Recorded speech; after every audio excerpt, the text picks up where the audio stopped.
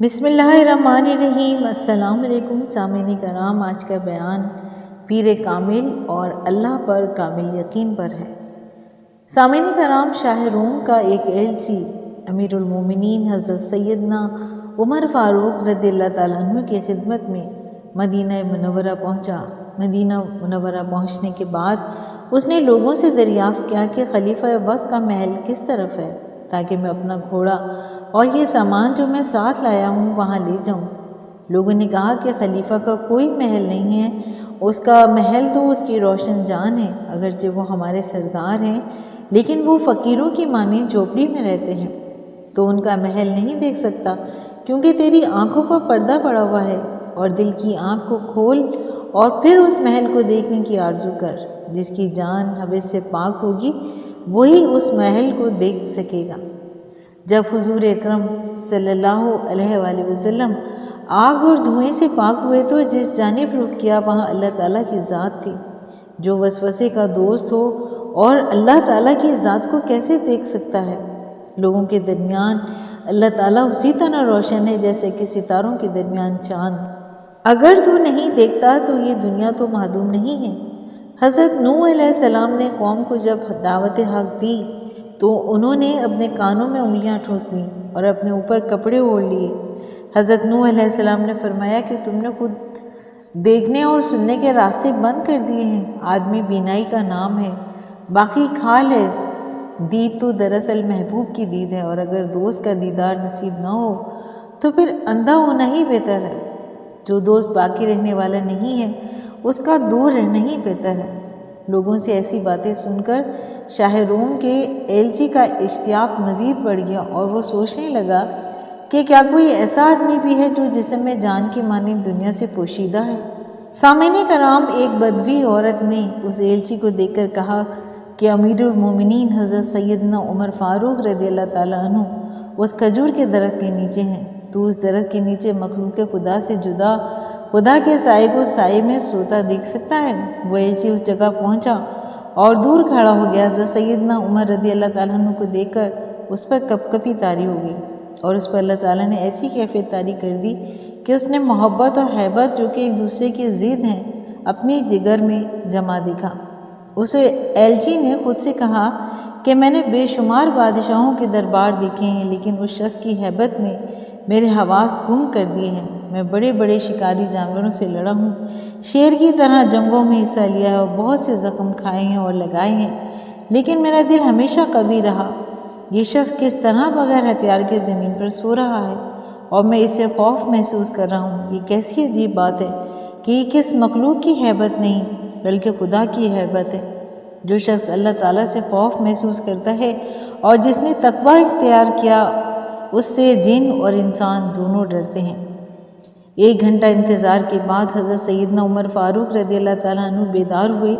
سامعین کرام، اس ایلچی نے آپ رضی اللہ تعالیٰ عنہ کو سلام کیا۔ آپ رضی اللہ تعالیٰ عنہ نے اسے بلایا اور مطمئن کیا۔ اس ایلچی کے دل سے خوف جاتا رہا، اور اس گھبرائے ہوئے ایلچی کو آپ رضی اللہ تعالیٰ عنہ نے خوش کر دیا۔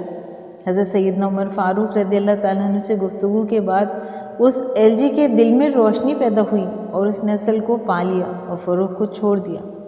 اس نے حکمت کی بات پوچھی کہ روح جیسے مصفہ چیز جسموں میں قید کرنے میں اللہ تعالیٰ کی کیا حکمت ہے؟ آپ رضی اللہ تعالیٰ عنہ نے فرمایا کہ انسان معنی اور آواز جیسی چیزوں کو لفظوں میں قید کر دیتا ہے تو اس میں اس کی کوئی نہ کوئی حکمت پوشیدہ ہوتی ہے، تو جو ذات خود نفع کی خالق ہے اس کے افعال میں بھی کوئی نہ کوئی حکمت ضرور پوشیدہ ہے۔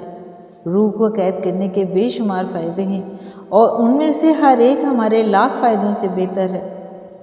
اگر انسان کا کلام فائدے سے خالی نہیں جو کہ جز ہے، تو توکل کے کن کہنے کا کلام فائدے سے خالی کیسے ہو سکتا ہے؟ بولنے سے اگر فائدہ نہیں ہے تو بولنا چھوڑ دے، اور اگر ہو سکے تو اعتراض چھوڑ دے اور شکر گزار بندہ بن جائے۔ اور اس کے علاوہ غیر مفید سوال کرنا درست نہیں ہوتا، اور مفید سوال بھی اعتراض کی صورت میں نہیں بلکہ شکر کے طریقے پہ ہونا چاہیے، کیونکہ انسان کا شکر گزار ہی اللہ تعالیٰ کا صحیح معنوں میں شکر گزار ہوتا ہے، اور در حقیقت انسانوں کا شکر ادا کرنا اللہ تعالیٰ کا شکر ادا کرنا ہے۔ سامعین کرام، شاہ روم کے ایلچی نے جب حضرت سیدنا عمر فاروق رضی اللہ تعالیٰ عنہ کی گفتگو سنی تو وہ اللہ تعالیٰ کی قدرت پر فریفتہ ہو گیا اور اس کو اپنی سفارت یاد نہ رہی۔ قطرہ فنا ہو کر سیلاب بن گیا، اور روٹی کا تعلق جب حضرت آدم علیہ السلام سے ہوا تو مردہ روٹی بھی زندہ اور باخبر ہو گئی۔ وہ شخص مبارکباد کے قابل ہے جو خود ہی سے نکل گیا اور کسی زندہ کے وجود سے وابستہ ہو گیا۔ صد افسوس ہے اس شخص پر جو زندہ ہو کر بھی مردہ کا ہمنشین ہوا۔ جب تم قرآن مجید کی پناہ میں آ گئے تو گویا تمہارا ساتھ انبیاء کرام علیہ السلام کی ارواح سے ہو گیا، اور قرآن مجید میں انبیاء کرام علیہ السلام کے حالات ہیں جو اللہ تعالیٰ کی پاک دریا کی مچھلیاں ہیں۔ اگر تو صرف اسے پڑھتا ہے اور اس پر عمل نہیں کرتا تو اسے انبیاء کرام علیہ السلام اور اولیاء اللہ کا دیدار سمجھ۔ اگر تو اس پر عمل کرے گا تو جب ان کے واقعات کا مطالعہ کرے گا تو تیری جان کا پرندہ پنجرے میں تنگ آ جائے گا، اور وہ پرندہ نادان ہے کہ جو قید ہو اور چھٹکارا نہ پا سکے۔ جو روحیں پنجرے سے آزاد ہو گئیں وہ انبیاء کرام علیہ السلام اور کامل مرشد کی ارواح ہیں۔ باہر کی دنیا سے ان کی آوازیں سنائی دے رہی ہیں کہ تیرے چھٹکارے کا ایک راستہ یہی ہے۔ اس پنجرے سے رہائی چاہتا ہے تو اپنے آپ کو رنجور اور زار و نزار بنا لے تاکہ شہرت سے نکل آئے۔ مخلوق کی شہرت ایک مضبوط بیڑی کی مانند ہے، اور راستے کو طے کرنے کے لیے لوہے کی کسی مضبوط بیڑی سے ہرگز کم نہیں ہے۔ سامعین کرام، اس واقعے سے یہ سبق ملتا ہے کہ مولانا محمد جلال الدین رومی رحمۃ اللہ علیہ بیان کرتے ہیں کہ اگر تم حقیقت حال سے باخبر ہونا چاہتے ہو اور اپنے مقصد حقیقی کو پانا چاہتے ہو تو پھر قرآن مجید سے رہنمائی حاصل کرو اور کسی کامل پیر کی صحبت اختیار کرو۔ اگر تم راہ حق پر چلنا چاہتے ہو تو پہلے اپنی روح کو جسم کی قید سے آزاد کرو، اور اس قید سے آزادی کا یہ مطلب ہرگز نہیں کہ تم خود کو ختم کر لو، بلکہ یہ آزادی نفسانی خواہشات سے چھٹکارا پانا ہے، اور یہ سب کچھ کسی کامل رہبر کی رہنمائی کے بغیر اور اللہ پر توکل کے بغیر ممکن نہیں ہے۔ سامعین کرام، امید کرتی ہوں کہ آپ کو آج کا بیان پسند آیا ہوگا۔ اگر آپ کو آج کا بیان پسند آیا ہے تو آپ اپنے چینل فضائل اسلام کو لائک اور سبسکرائب کیجیے، اور ساتھ لگے بیل آئیکن کو پریس کیجیے تاکہ آئندہ آنے والی نئی ویڈیوز کا نوٹیفیکیشن آپ کو بر وقت ملے۔